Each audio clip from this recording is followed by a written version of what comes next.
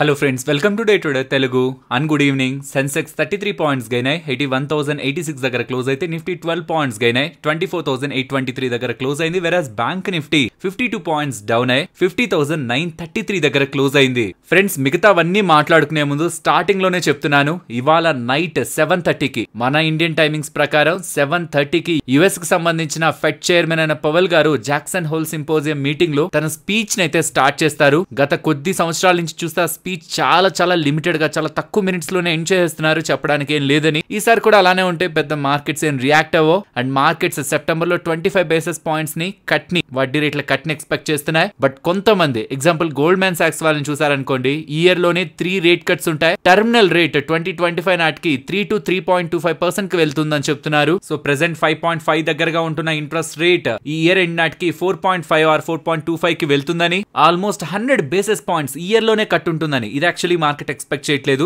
ఒకవేళ ఇలా జరుగుతుంటే అది డెఫినెట్లీ గుడ్ థింగ్, బట్ అది టూ మచ్ సైడ్ వెళ్తుంది. ఎందుకంటే అక్కడ ఇన్ఫ్లేషన్ కూడా ఏమంత ఈజీగా, కోర్ ఇన్ఫ్లేషన్ కూడా అంత ఈజీగా కూల్ ఆఫ్ అయిపోవట్లేదు కాబట్టి వాళ్ళంతా పరిగెత్తరు వడ్డీ రేట్లను కట్ చేయడానికి. బట్ ఒకవేళ గోల్డ్మాన్ సాక్స్ వాళ్ళు చెప్తున్నట్టు కానీ యుఎస్ లో ఇంట్రెస్ట్ రేట్స్ కట్ అవుతుంటే మాత్రం ఈక్విటీ మార్కెట్స్ కి అండ్ ఈవెన్ గోల్డ్, సిల్వర్ వీటికి కూడా పాజిటివ్ గానే చూడాలి. సో మార్కెట్ అయితే చెప్పాలంటే ఓవర్ ఎక్స్పెక్టేషన్స్ లో అయితే లేదు. 25 బేసిస్ పాయింట్స్ రీజనబుల్ ఎక్స్పెక్టేషన్స్. ఇంకంతకు మించి ఏదైనా పాజిటివ్ హింట్ కానీ ఫెడ్ చైర్మన్ గారు కానీ ఇస్తూ ఉంటే అది డెఫినెట్లీ మార్కెట్స్ రిలేటెడ్ గా పాజిటివ్. మళ్ళీ చెప్తున్నాను, 7:30 PM ఇవాళ ఈవినింగ్ మన ఇండియన్ టైమింగ్ ప్రకారం తన స్పీచ్ స్టార్ట్ అవుతుంది. మీరు 8 or 9 o'clock కి గిఫ్ట్ నిఫ్టీని చూసారన్నా అర్థమైపోతుంది తను చెప్పిన దానికి మార్కెట్స్ ఎలా రియాక్ట్ అవుతున్నాయని. ఇన్ఫాక్ట్ తను ఏమైనా ఇంట్రెస్టింగ్ థింగ్స్ మాట్లాడి మార్కెట్ ని ఇంపాక్ట్ చేసేలా ఉన్నా అదే మీకు టెలిగ్రామ్ గ్రూప్ లో అప్డేట్ చేస్తాను. ఇఫ్ మీరు మన టెలిగ్రామ్ గ్రూప్ లో లేనట్లయితే ఫస్ట్ లింక్ ఈ వీడియో డిస్క్రిప్షన్ కామెంట్ సెక్షన్ లో ఉంటున్న ఫస్ట్ లింక్ ని క్లిక్ చేసి మీరు ఫ్రీగా మన టెలిగ్రామ్ గ్రూప్ లో జాయిన్ అవ్వచ్చు. ఫ్రీ అని ఎందుకు అంటున్నానంటే చాలా వరకు ఛానల్స్ మన లోగో పేరుని వాడుకొని టెలిగ్రామ్ లో, ఇన్స్టాగ్రామ్ లో అండ్ ఇతర సోషల్ మీడియా ప్లాట్ఫామ్స్ లో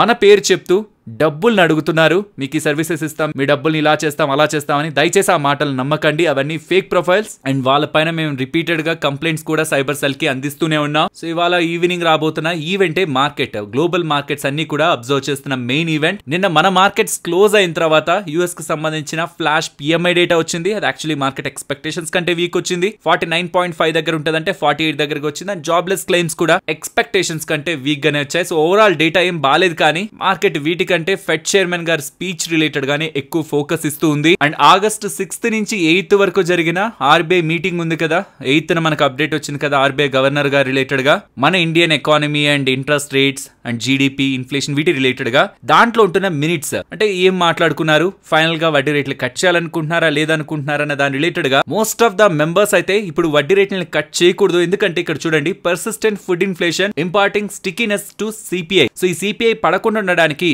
ఫుడ్ ఇన్ఫ్లేషన్ మెయిన్ రీజన్ గా కనిపిస్తుందని. సో మాన్సూన్స్ ప్రాపర్ గా లేవు కాబట్టి ఫుడ్ ఇన్ఫ్లేషన్ అలానే మెయింటైన్ అయ్యేదానికి ఛాన్స్ ఉంటుంది. కాబట్టి రేట్ కట్ డెసిషన్ ఇండియాలో ఆర్బీఐ తీసుకోకూడదనేలా most of the RBI members అయితే చెప్తున్నారు.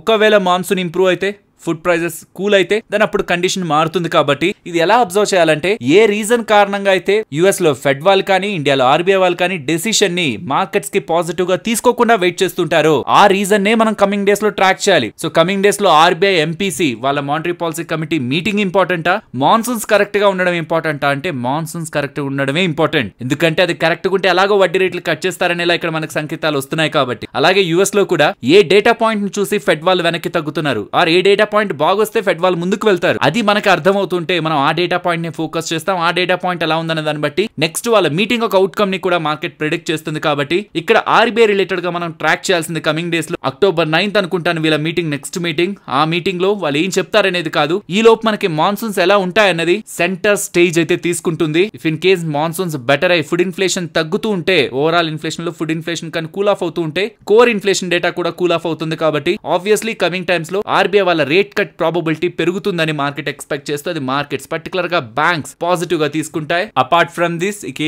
బిగ్ థింగ్స్ కూడా మార్కెట్ లో లేవు మనం డిస్కస్ చేసుకోవడానికి. And as like before market strong levels above sustain అవుతూ ఉంది కాబట్టి, అట్లీస్ట్ ఒక బేస్ ఫార్మ్ చేస్తుంది. కాబట్టి ఈ ఫెడ్ వాళ్ళ ఈవెంట్ ఉంది కదా, అది ఏ మాత్రం డిస్టర్బ్ చేయకుండా కూల్ గా కామ్ గా గో ఆన్ అయిపోతే ప్రెసెంట్ ఉంటున్న స్ట్రక్చర్, మార్కెట్ బులిష్ స్ట్రక్చర్ అలానే మెయింటైన్ అవుతూ మార్కెట్ స్ట్రాంగ్ గా ఉంటుందని నేను ఎక్స్పెక్ట్ చేస్తున్నాను. లెట్స్ సీ ఫెడ్ వాళ్ళ ఈవెంట్ మార్కెట్ ని మూవ్ చేస్తుందా అలా న్యూట్రల్ లో వదిలేసి చేసి మార్కెట్ లో ఉంటున్న ఇతర ఈవెంట్స్ ఆర్ మార్కెట్ యొక్క డిమాండ్ అండ్ సప్లై ఆర్ ఇతర డైనమిక్స్ కి ఈ ఈవెంట్ ఎటువంటి ఇన్ఫ్లుయెన్స్ చేయకుండా వదులుతుందా అన్నది ఇవాళ ఈవినింగ్ ఆర్ నైట్ మనకు అప్డేట్ అవుతుంది. కాబట్టి మండే నుంచి మార్కెట్ లో మెయిన్ ఈవెంట్స్ మార్కెట్ ని ఇన్ఫ్లుయెన్స్ చేసే ఈవెంట్స్ అయితే మనకి పెద్దగా ఏం ఉండవు. And as like previous days FIs కానీ క్లయింట్స్ కానీ వాళ్ళ పొజిషన్స్ ని ఏమాత్రం మార్చట్లేదు, అలా న్యూట్రల్ గానే పెట్టుకుంటున్నారు. యూజువల్ గా న్యూట్రల్ గా ఉంటున్న ప్రతిసారి నేను గతంలో చెప్తూ వచ్చింది కూడా మార్కెట్ రేంజ్ లోనే ఉంటది. వాళ్ళు ఏదైనా డ్రాస్టిక్ స్టేజ్ కి వెళ్తే మేబీ దానికి ఏదైనా ఈవెంట్ సహకారం కావాలో ఆర్ ఇప్పటి వరకు రీటైలర్స్ ఒక మనీ డిఐఎస్ ద్వారా మార్కెట్ ని సపోర్ట్ చేస్తూ వచ్చింది, వాళ్ళైనా గెలవాలి. ఆర్ ఎఫ్ఐఎస్ కాన్స్టెంట్ గా సెల్ చేస్తూ వస్తున్నారు. ఐ థింక్ ఈ మొత్తం ఆగస్ట్ లో 4 సార్లు మాత్రమే బయర్స్ గా వచ్చారు నిన్నటితో కలుపుకొని, బట్ అది సస్టైన్ అవ్వట్లేదు. ఎఫ్ఐఎస్ ఒక బయింగ్ మళ్ళీ సెల్ సైడ్ కనిపిస్తున్నారు. కాబట్టి ఏదో ఎఫ్ఐఎస్ అయినా వాళ్ళ సెల్లింగ్ ఇంటెన్సిటీతో డిఐఎస్ ఒక రీటైలర్స్ మనీని అవుట్కమ్ చేసి మార్కెట్ ని కొంతవరకు డౌన్ సైడ్ కి పుష్ చేస్తే చాలు.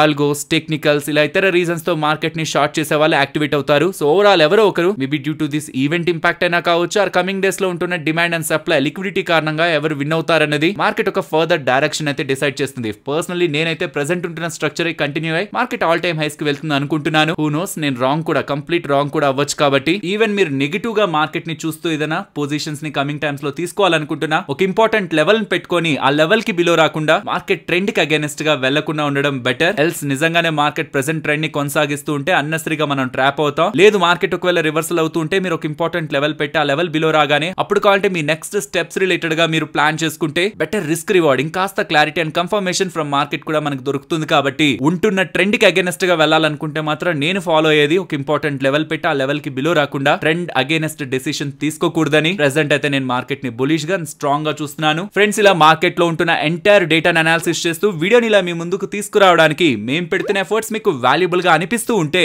మన వీడియోని తప్పకుండా లైక్ చేయండి. ఫ్రెండ్స్, నిన్న మన మార్కెట్స్ క్లోజ్ అయిన తర్వాత కేంద్ర ఆర్థిక శాఖ మంత్రి అయిన నిర్మలా సీతారామన్ గారు 165th year of income tax celebrations లో భాగంగా ఒక బిగ్ స్టేట్మెంట్ అయితే చేశారు.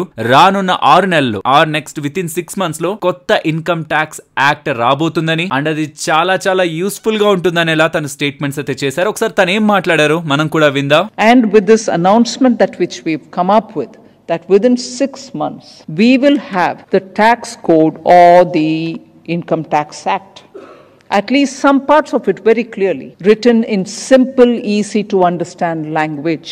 There is a committee within the CBDT which is working on it, and I'm happy to say the lines and the 3 goals which the Honorable Prime Minister had meant, seamless, painless and faceless, will be kept in mind even as we are working on it. So clear గా విన్నారు కదా. Next రాబోతున్న new income tax act seamless, painless and faceless. Painless, faceless అంటే మనకి అర్థమైపోతుంది. Seamless అంటే ఏంటి? చాలా స్మూత్ గా, ఈజీగా ఎవరైనా చేసే విధంగా అలా అనమాట. సో పెయిన్లెస్, ఎటువంటి ఇంపాక్ట్ లేకుండా మేబీ ఏమైనా చేంజెస్ చేసి తప్పు చేసిన చిన్న తప్పుల్ని పెద్ద మొత్తంలో శిక్షలు లేకుండా చేస్తారనా మరేమో. ఫేస్లెస్, ఎక్కువగా వేరే వాళ్ళతో ఇంటరాక్ట్ అవ్వకుండా మొత్తం ఆన్లైన్ లో ఉండేలా చూసుకోవాలని ప్రెసెంట్ కేంద్ర ప్రభుత్వం భావిస్తున్నట్లు దానికోసమే కొత్త ఇన్కమ్ ట్యాక్స్ యాక్ట్ తీసుకురాబోతున్నట్లయితే అప్డేట్ చేస్తున్నారు. ఇక్కడ మీరు జాగ్రత్తగా అబ్జర్వ్ చేస్తే నెక్స్ట్ 6 months అంటున్నారు. ఇప్పుడు ఎక్కడున్నాం మనం? ఆగస్ట్ లో ఉన్నాం. అక్కడి నుంచి 6 months తర్వాత చూసారనుకోండి, మోస్ట్లీ మనం 2025 బడ్జెట్, ఫిబ్రవరి బడ్జెట్ టైం కి వెళ్ళిపోతాం. సో మోస్ట్లీ నెక్స్ట్ 2025 బడ్జెట్ లో కొత్త ఇన్కమ్ ట్యాక్స్ యాక్ట్ రాబోతుందని అయితే మనం అర్థం చేసుకోవచ్చు. మరి అది మనకి మంచిగా ఉంటుందా, మనల్ని పాజిటివ్ గా ఎగ్జైట్ చేస్తుందా, నెగిటివ్ గా సర్ప్రైజ్ చేస్తుందా అన్నది ఆ టైం కే మనం వేచి చూసి తెలుసుకోవాలి. బట్ నా సజెషన్ అయితే ఎవరెవరైతే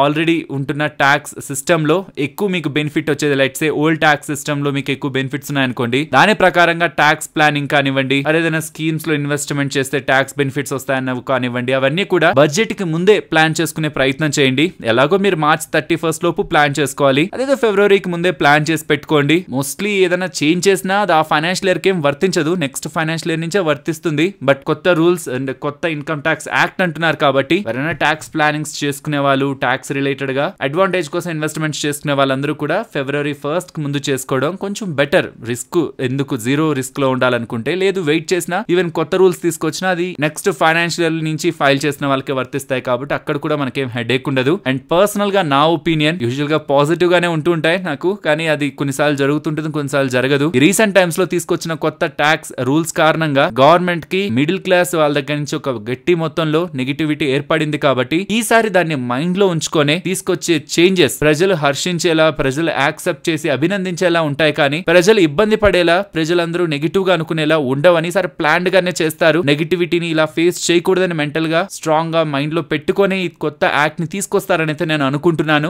లెట్స్ సీ. లాస్ట్ టైం అయితే కొంత డిసప్పాయింట్మెంట్ కనిపించింది. Next time best tax structure ని తీసుకొచ్చి మిడిల్ క్లాస్ అండ్ పర్టికులర్ గా సాలరీడ్ ఇన్కమ్ క్లాస్ పే చేస్తున్న ట్యాక్సెస్ ని రికగ్నైజ్ చేస్తూ వాళ్ళ మీద బర్డన్ తగ్గించే విధంగా ఏమైనా కొత్త రూల్స్ ని తీసుకొస్తారా అని. అండ్ పర్సనల్ గా మీరు ఇది చూసాక, ఇక్కడ మీకు స్క్రీన్ మీద ఒకటి పెడుతున్నాను ఒక ఇమేజ్, ఇది చూసాక మీకు పాజిటివ్ గా హ్యాపీనెస్ ఉందా? లైక్ నెక్స్ట్ కమింగ్ టైమ్స్ లో ఒక మంచి పాజిటివ్ థింగ్స్ అయితే రాబోతున్నాయి ఇన్కమ్ ట్యాక్స్ పరంగా అని, ఆర్ కొంచెం భయాందోళనలు ఉన్నాయా? ఇప్పుడు ఉన్న దానికంటే ఇంకా కొంచెం డ్యామేజ్ అయ్యి ఇంకా మన పాకెట్ లోంచి ఎక్కువ ట్యాక్స్ పే చేయాల్సి వస్తుంది తెలిసి, డైరెక్ట్లీ ఆర్ ఇండైరెక్ట్లీ అనేలా మీకుంటున్న పర్సనల్ ఒపీనియన్, ఇది చూసాక వచ్చిన ఒపీనియన్ ని తప్పకుండా షేర్ చేసుకోండి. నేనైతే పాజిటివ్ గానే చూస్తున్నాను. బికాస్ రీసెంట్ గా తీసుకొచ్చిన చేంజెస్ తో వాళ్ళకి ఎదురైన అనుభవం నెక్స్ట్ టైం అది వాళ్ళ మెమరీలో ఉంటుంది కాబట్టి అదే మిస్టేక్ ఈసారి రిపీట్ అవ్వదని మీ ఒపీనియన్స్ ని కామెంట్ సెక్షన్ లో షేర్ చేయండి. ఫ్రెండ్స్, మీరు most of the financial platforms లో రిలయన్స్ కి సంబంధించిన, అంటే ముఖేష్ అంబానీ గారికి సంబంధించిన రిలయన్స్ కాదు, అనిల్ అంబానీ గారికి సంబంధించిన రిలయన్స్ ఆ గ్రూప్ ఎంటిటీలో ఉంటున్న వాటికి అండ్ అనిల్ అంబానీ గారికి 25 కోట్ల దగ్గరగా ఫైన్ వేస్తూ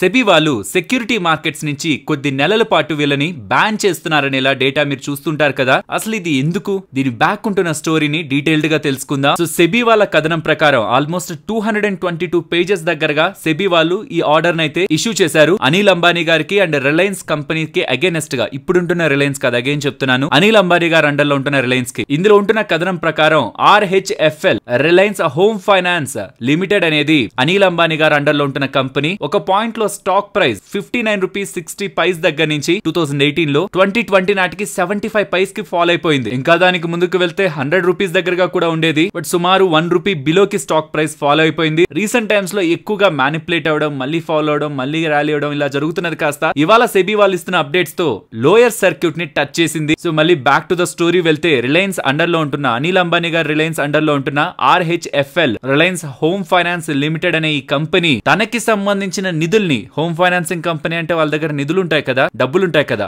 ఆ డబ్బుల్ని అనిల్ అంబానీ గారి ఇన్ఫ్లుయెన్స్ తో బోర్డ్ లో ఉంటున్న వాళ్ళు చెప్తున్నా వినకుండా మేనేజ్మెంట్, ఆ హౌసింగ్ ఫైనాన్స్ మేనేజ్మెంట్ అంబానీ గారు, అనిల్ అంబానీ గారు చెప్తున్నట్టు ఆ డబ్బుల్ని దారి మరలించారని ఈ కథనం ఎప్పుడైతే బయటకు వచ్చిందో అప్పుడే ఆ కంపెనీకి సంబంధించిన షేర్స్ కుప్పకూలాయని, దాని కారణంగా 9 లక్షల రీటైల్ షేర్ హోల్డర్స్ అందులో పెట్టిన డబ్బులకి కంప్లీట్ గా నష్టపోయారని, దీనికి ప్రధానమైన పాత్ర పోషించింది అనిల్ అంబానీ గారని, మొత్తం ఆ డైవర్షన్ చేసింది అనిల్ అంబానీ గారని, అండ్ తను చెప్పిన మాటలు విని ఎవరెవరైతే పనులు చేశారో వాళ్ళకు కూడా అమిత్ బాప్నా తనకి 27 crore ఫైన్ వేశారు, రవీందర్ సుధాల్కర్ తనకి 26 crores ఫైన్ వేశారు, అండ్ పింకేష్ ఆర్ షా తనకు కూడా 21 crore ఫైన్ వేశారు. దీంతో పాటు రిలయన్స్ కి సంబంధించిన వేరియస్ ఎంటిటీస్ కి, ఈ మొత్తం స్కామ్ లో ఇన్వాల్వ్ అయిన అన్ని రిలయన్స్ ఎంటిటీస్ కి 25 crore దగ్గరగా ఫైన్ వేస్తూ సెక్యూరిటీ మార్కెట్స్ నుంచి కొన్ని నెలల పాటు వీళ్ళని బ్యాన్ చేయడం జరిగింది. సో దీంట్లో ఎవరెవరు బాధ్యులు అనేలా ఒక మొత్తం లిస్ట్ ని తీశారు. అందులో first Reliance home finance limited దగ్గర నుంచి అనిల్ అంబానీ గారి దగ్గర నుంచి ఎవరెవరు మెయిన్ పర్సన్స్ ఉన్నారో అక్కడ మనకి టాప్ లో కనిపిస్తుంది. దీంట్లో ఇన్వాల్వ్ అయిన ఇతర రిలయన్స్ కంపెనీస్ యొక్క నేమ్స్ కూడా ఇక్కడ మీకు స్క్రీన్ పైన కనిపిస్తూ ఉంటాయి. సో ఇలా అనిల్ అంబానీ గారి రిలేటెడ్ గా ఈ అప్డేట్ వస్తూ ఉండడం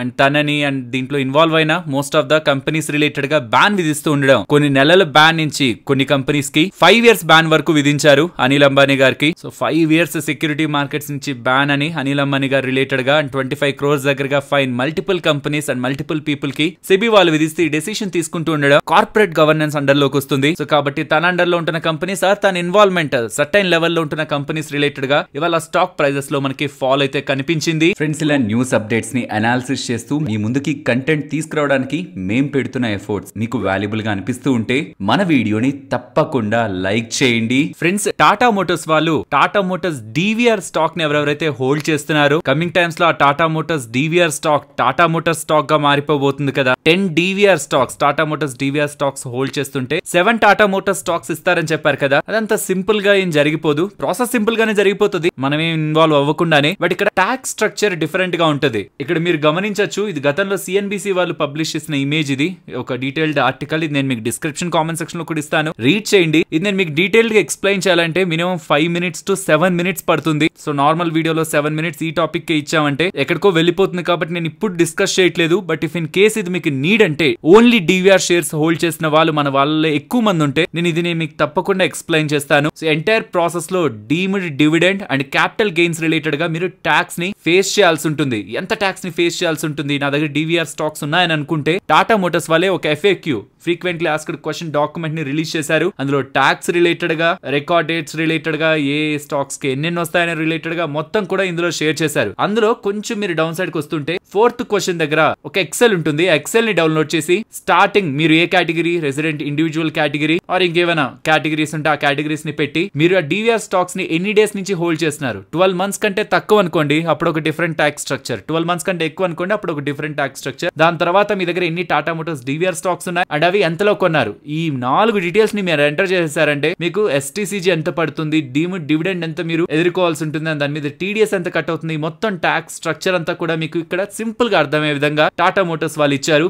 ఇది కూడా ఎక్సెల్ షీట్ ని కూడా నేను డిస్క్రిప్షన్ కామెంట్ సెక్షన్ లో ఇస్తాను. ఇఫ్ ఇన్ కేస్ DVR ఉండి నేను ఇచ్చిన ఆర్టికల్, ఈ CNBC ఆర్టికల్ ఉందా, ఇది మీరు చూసి ఈ ఎక్సెల్ ని చూసారనుకోండి క్రిస్టల్ క్లియర్ అయిపోతుంది. బట్ ఆల్మోస్ట్ ఒక 15 minutes to 20 minutes మీరు స్పెండ్ చేయాలి. అదంతా చూసాను, స్టిల్ నాకు అర్థం కావట్లేదు, డీటెయిల్డ్ గా ఎక్స్ప్లెయిన్ చేయండి అంటే నెక్స్ట్ వచ్చే వీడియోలో నేను మీకు ఎక్స్ప్లెయిన్ చేస్తాను. బట్ డివిఆర్ స్టాక్స్ ఎక్కువ మందికి ఉండవు, దానికోసం 7 to 10 minutes న్యూస్ టాపిక్ లో మనం డిస్కస్ చేస్తే 50 minutes or 40 minutes అబోవ్ వెళ్ళిపోతుంది. కాబట్టి ఇక్కడ నేను దీన్ని అవాయిడ్ చేస్తూ మీకు రిసోర్సెస్ ఇస్తున్నాను, చూడండి. బట్ స్టిల్ మీకు కన్ఫ్యూజ్డ్ గా ఉండి ఇంకా డీటెయిల్డ్ గా తెలుసుకోవాలనుకుంటే మాత్రం చెప్పండి, నెక్స్ట్ న్యూస్ వీడియోలో మీకు వస్తుంది. నెక్స్ట్ రైల్టెల్ గురించి మాట్లాడుకోవాలి. వీళ్ళకి 52 crores విలువ చేసే order Uttar Pradesh police recruitment and promotion board వాళ్ళ దగ్గర నుంచి లభించిందని అప్డేట్స్ చేస్తున్నారు. ఇంతకీ పోలీస్ రిక్రూట్మెంట్ బోర్డు వాళ్ళ దగ్గర నుంచి వీళ్ళకేం ఆర్డర్ వచ్చింది? Live CCTV surveillance service, impersonation control, like ఒకరు బదులు ఇంకొకరు ఎంటర్ అవ్వకుండా Aadhaar based biometric services related గా కూడా రైల్టెల్ వాళ్ళు సర్వీసెస్ ని అందించాల్సిందిగా ఈ 52 crore ఆర్డర్ లో పోలీస్ రిక్రూట్మెంట్ బోర్డు వాళ్ళు,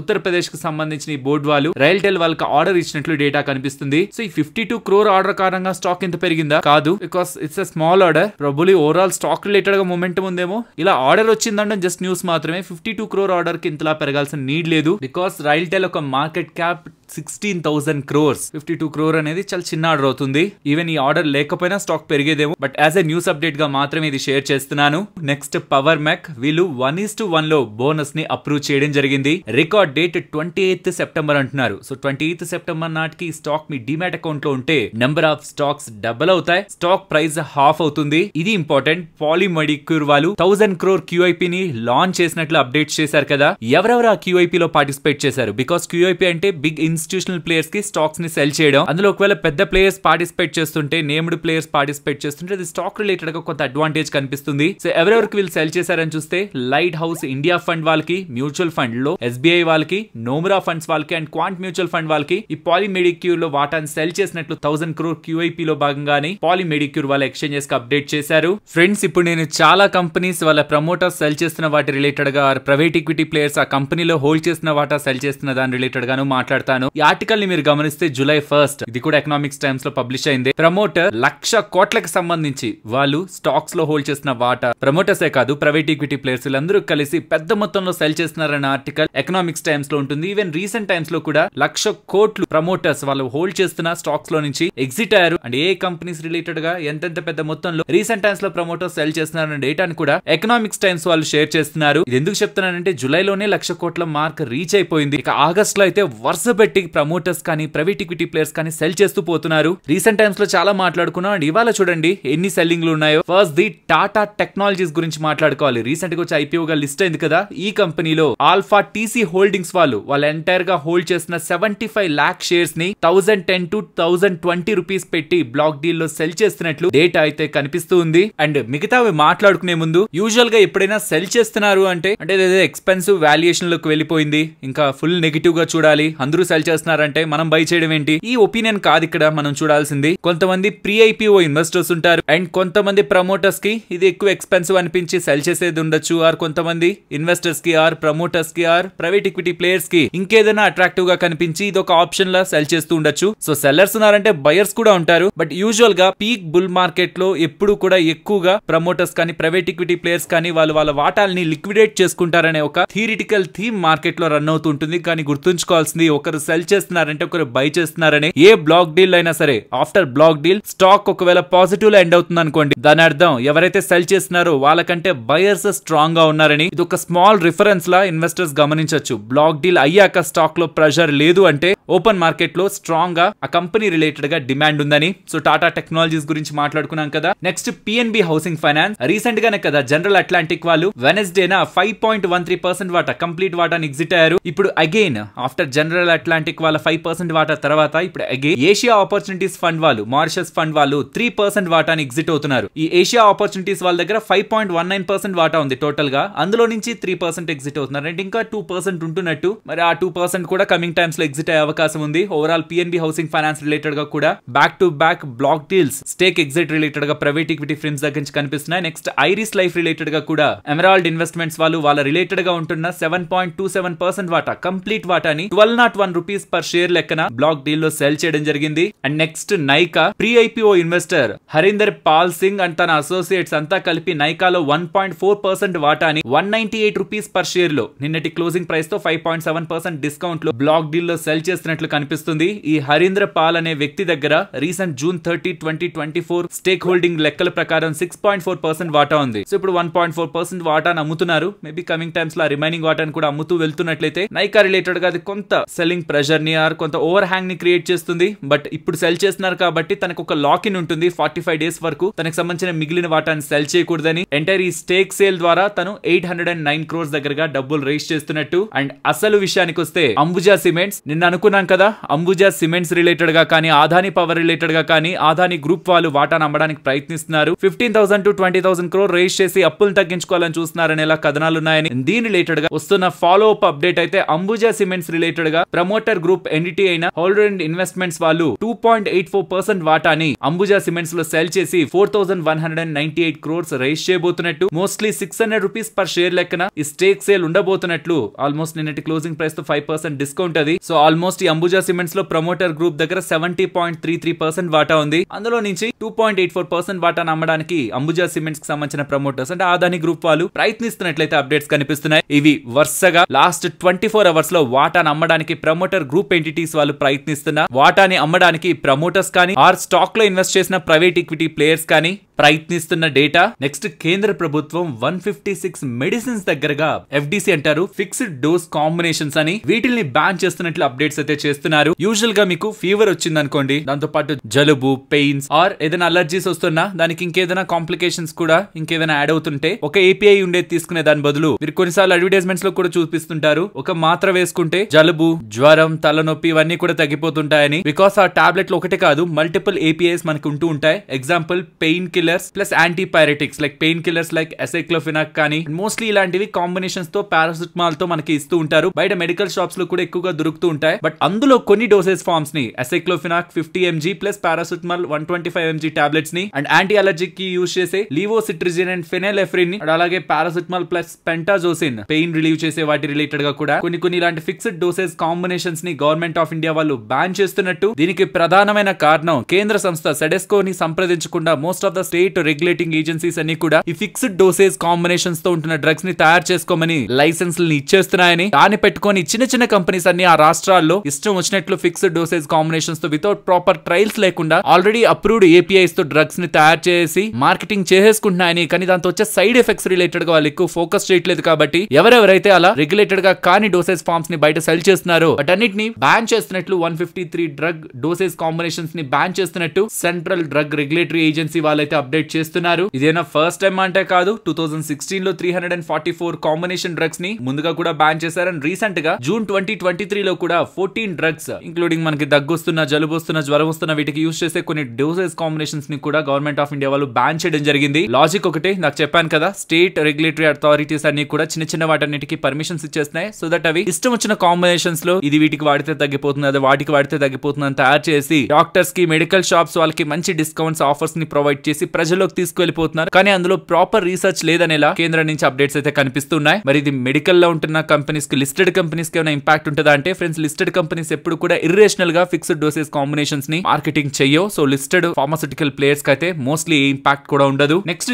జైన్ ఇరిగేషన్ గురించి మాట్లాడుకోవాలి. జైన్ ఇరిగేషన్ వాళ్ళు కాఫీ బోర్డ్ వాళ్ళతో ఒక MOU ని కుదుర్చుకున్నారు for high quality plants related గా. ఇందులో భాగంగా జైన్ ఇరిగేషన్ వాళ్ళు డెవలప్ చేసిన tissue culture protocol for coffee varieties related గా బ్రేక్ త్రూ వేరియంట్స్ ని ఈ కాఫీ బోర్డ్ ఇండియా వాళ్ళతో టైఅప్ అయి కమర్షియల్ గా రిలీజ్ చేయబోతున్నారనేలా డేటా అయితే కనిపిస్తుంది. లైక్ ఈ కాఫీ రిలేటెడ్ గా ప్లాంట్స్ ఉంటాయి కదా, దాంట్లో వీళ్ళు ఒక innovative break through tissue culture protocol coffee varieties related గా ఆల్రెడీ డెవలప్ చేశారని. ఈ ప్లాంట్స్ ఏంటంటే హై క్వాలిటీ ఆఫ్ కాఫీని తయారు చేస్తూ, కాఫీ బీన్స్ ని తయారు చేస్తూ, డిసీజెస్ వస్తాయి కదా కాఫీ ప్లాంట్స్ కి, అవి రాకుండా డిసీజ్ రెసిస్టెంట్ గా ఉండే కాఫీ ప్లాంట్స్ ని వీళ్ళు డెవలప్ చేసిన వాటిని ఇప్పుడు రిలీజ్ చేస్తున్నట్టు కాఫీ బోర్డ్ వాళ్ళతో టైఅప్ అయ్యేలా వీళ్ళు అప్డేట్ చేస్తూ ఉండడం. సో కాఫీ అంటే ఒకటి కాదు, డిఫరెంట్ వెరైటీస్ ఆఫ్ కాఫీస్ ఉంటాయి. వీళ్ళు ఆల్మోస్ట్ ఒక 7 high yielding tissue culture varieties of robusta and arabica coffee related గా రీసెర్చ్ చేసి ఆ ప్లాంట్స్ ని, ఆ వెరైటీస్ ని ఇప్పుడు రిలీజ్ చేస్తున్నారనేలా డేటాని పబ్లిష్ చేస్తున్నారు. సో ఆబ్వియస్లీ ఒక బ్రేక్ త్రూ ఇన్నోవేషన్ ద్వారా కాఫీ సెగ్మెంట్ లో కొత్త రకమైన కాఫీ ప్లాంట్స్ ని, high yielding and disease resistant plants ని వీళ్ళు రిలీజ్ చేయబోతున్నారు.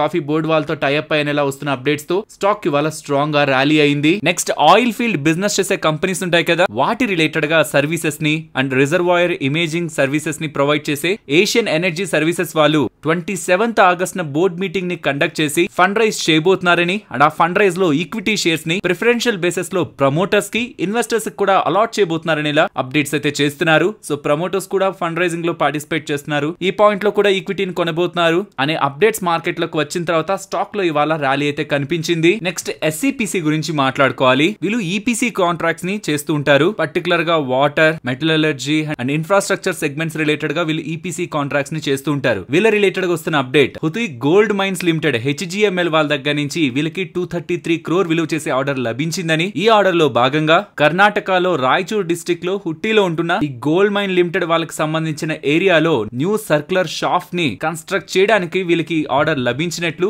వీళ్ళు ఎక్స్చేంజెస్ కి అప్డేట్ చేస్తున్నారు. నెక్స్ట్ శక్తి పంప్స్ గురించి మాట్లాడుకోవాలి. First ever order from Jharkhand నుంచి PM కుసుమ్ స్కీమ్ లో భాగంగా solar water pumping system related గా, పంప్స్ రిలేటెడ్ గా వీళ్ళకి ఆర్డర్ లభిస్తున్నట్లు శక్తి పంప్స్ వాళ్ళ ఎక్స్చేంజెస్ కి అప్డేట్ చేస్తున్నారు. ఈ ఆర్డర్ ఒక వాల్యూ 9,40 lakhs అని చెప్తున్నారు. చిన్న ఆర్డరే, బట్ జార్ఖండ్ సైడ్ నుంచి, జార్ఖండ్ గవర్నమెంట్ సైడ్ నుంచి ఫస్ట్ ఎవర్ ఆర్డర్ అంటే ఇంకా కమింగ్ టైమ్స్ లో కూడా ఆర్డర్స్ లైక్ ఇతర గవర్నమెంట్స్ నుంచి, ఇతర రాష్ట్రాల నుంచి ఎలా అయితే వస్తున్నాయో అలానే వస్తాయని మార్కెట్ భావిస్తుంది. కాబట్టి ఇది మనం పాజిటివ్ సైడే చూడొచ్చు. ఫ్రెండ్స్, ఇక్కడ మీకు స్క్రీన్ మీద కనిపిస్తున్న ఇమేజ్ ని జెఫ్రీస్ వాళ్ళు రిలీజ్ చేశారు. ఇక్కడ నుంచి ఓలా స్టాక్ భారీగా పెరుగుతున్నప్పుడు ఓలా స్టాక్ రిలేటెడ్ గా ఇన్వెస్ట్ చేస్తున్న వాళ్ళు, చేయాలనుకుంటున్న వాళ్ళు గమనించాల్సిన ఇంపార్టెంట్ అబ్జర్వేషన్స్ లో మనం ప్రధానంగా మాట్లాడుకుంది, ఇప్పటి వరకు ఓలా వాళ్ళు 2-wheeler ఎలక్ట్రిక్ వెహికల్ మార్కెట్ లో లీడర్ గానే ఉన్నారు, కరెక్టే. బట్ ఇతర ప్లేయర్స్ లైక్ ఆల్రెడీ ఎగ్జిస్టింగ్ ఉంటున్న ప్లేయర్స్, టీవీఎస్ వాళ్ళు కానీ, బజాజ్ వాళ్ళు కానీ, హీరో వాళ్ళు కానీ ఈ ఈవీ సెగ్మెంట్ లో గ్రో అయ్యే ప్రయత్నం చేస్తే వాళ్ళకి ఆల్రెడీ స్ట్రాంగ్ డిస్ట్రిబ్యూషన్ నెట్వర్క్ ఉంది. వాళ్ళు ఎక్కడ ఓలా వాళ్ళ మార్కెట్ షేర్ ని గెయిన్ అయ్యే ప్రయత్నం చేస్తే ఓలా వాళ్ళకి అది నెగిటివ్ ఉంటుందనేలా, ఇది కమింగ్ టైమ్స్ లో ఓలా వాళ్ళు ప్రొటెక్ట్ చేసుకుంటూ వస్తేనే స్టాక్ రిలేటెడ్ గా గ్రోత్ ఉంటుందనేలా డిస్కస్ చేసుకున్నాం కదా. దీని రిలేటెడ్ ఒక ఇంట్రెస్టింగ్ ఇమేజ్ ని మీ ముందుంచుతున్నాను. ఇది జెఫ్రీస్ వాళ్ళ సైడ్ నుంచి వస్తున్నది. 2-wheeler ఎలక్ట్రిక్ వెహికల్ సెగ్మెంట్ లో ఓలా వాళ్ళ market share June ended quarter కి